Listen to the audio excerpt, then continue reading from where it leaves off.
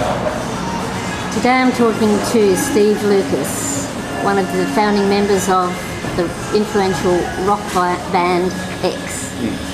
Steve, we're sitting in the Civic Hotel. The Civic, yes, in Sydney. Yep. You've got a bit of history here with the band. A lot of history. We started, I think, first gig down here would have been 77, early 78, and it was still upstairs. And first night we played here, we had people climbing up the drain pipes in through the windows because they couldn't get in through the door.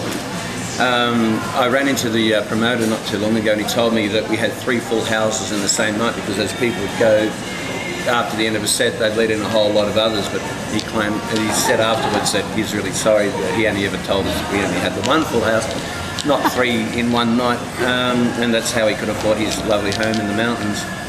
But after we finished the night, there was so much broken glass and stuff over the floor, it looked like it had been snowing inside. And the publican said, that is it.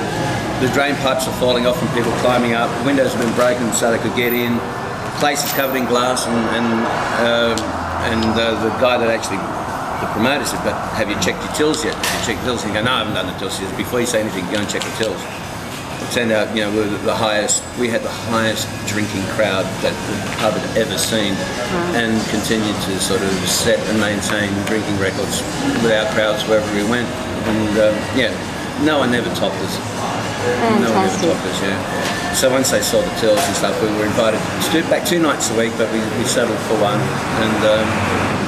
and that was that. We became part of the history.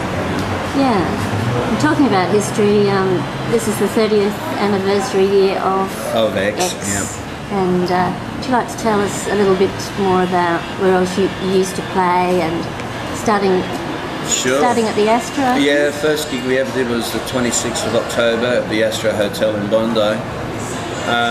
It was an afternoon gig, and I think it was very well attended by maybe half a dozen punks and a dozen or so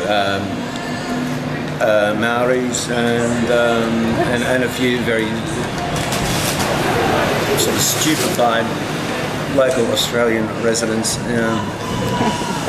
Yes, it was very strange. It was a very strange thing. I think we did 2 or 3 sets, and from that humble beginning, I think 3 weeks after that we were at the Paris Theatre doing a support with Cold Chisel, Rose Tattoo, and somebody else that was like that. And, from then on, it just escalated, and at one stage we were banned from 32 pubs in the inner city area.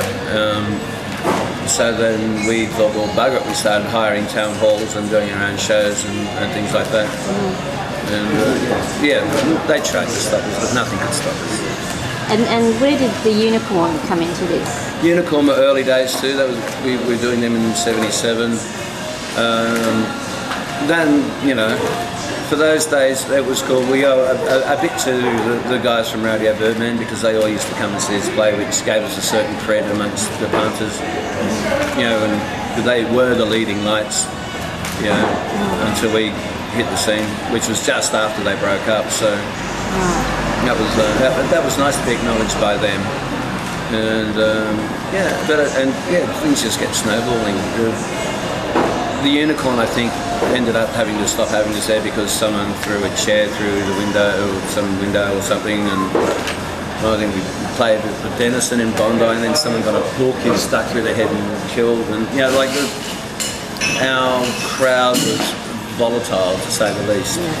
At the Unicorn Hotel, I remember we used to charge, I think, $1 at the door. And even then people would claim to not have enough money to be able to get in. And I remember one night, these 3 punks turned up and they had carved X's into their chests and arms with broken glass to prove their devotion, and so could therefore they get in for free, which sort of was rather disturbing, but you couldn't really say no, having seen, they're standing there bleeding with X's carved into them. So it was extreme. We had a very extreme following. Thank you.